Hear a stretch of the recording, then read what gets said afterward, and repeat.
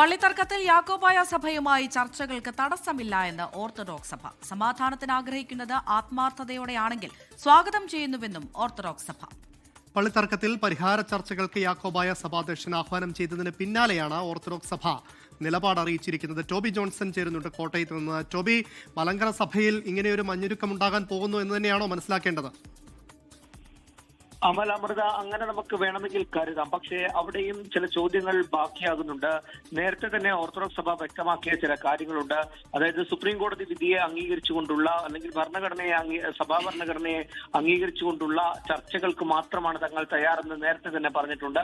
അതേ നിലപാട് തന്നെയാണ് ഇപ്പോൾ ഈ യാക്കോബായ സഭയുടെ അധ്യക്ഷൻ പറഞ്ഞതിനോടുള്ള പ്രതികരണമായിട്ട് ഓർത്തഡോക്സ് സഭ പുറത്തിറക്കിയ റിലീസിലും പറയുന്നത്. അതായത് ചർച്ചകൾക്ക് തയ്യാറാണ്. അതിന് ഇതെല്ലാം അംഗീകരിക്കുകയാണെങ്കിൽ, സുപ്രീം കോടതിയുടെ കാര്യങ്ങളെല്ലാം അംഗീകരിക്കുകയാണെങ്കിൽ അതിന് തയ്യാറാണ്. പക്ഷേ അത് അംഗീകരിച്ചുകൊണ്ടുള്ള ചർച്ചയിലേക്ക് മാത്രം പോകാം എന്നുള്ള ഒരു നിലപാടാണ് സ്വീകരിച്ചിരിക്കുന്നത്. വിശുദ്ധ നോമ്പ് കാലത്ത് സാഹോദര്യത്തിന്റെ വഴിയിലൂടെ യാത്ര ചെയ്യാൻ സാധിക്കുമെങ്കിൽ അതിനെ ദൈവഹിതമായി കാണാമെന്ന് അവർ പറയുന്നു. സമാധാനത്തിന് ആഗ്രഹിക്കുന്നത് ആത്മാർത്ഥതയോടെയാണെങ്കിൽ അതിനെ സ്വാഗതം ചെയ്യുന്നുവെന്ന് പറയുന്നു. ഒപ്പം തന്നെ കഴിഞ്ഞ ദിവസം ഡിവിഷൻ ബെഞ്ചിന്റെ വിധി ഉണ്ടായിരുന്നു.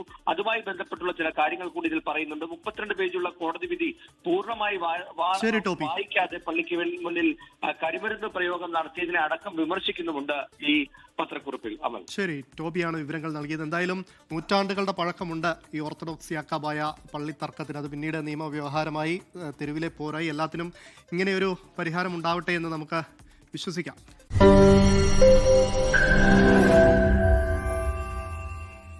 ലോകത്തെവിടെയായാലും ഏത് സമയത്തും 24 വാർത്തകളും ഓഗ്മെന്റഡ് റിയാലിറ്റി പാക്കേജുകളും എക്സ്പ്ലെയിനറുകളും വിശദമായി കാണാൻ ഞങ്ങളുടെ യൂട്യൂബ് ചാനൽ നിങ്ങൾക്ക് സബ്സ്ക്രൈബ് ചെയ്യാം.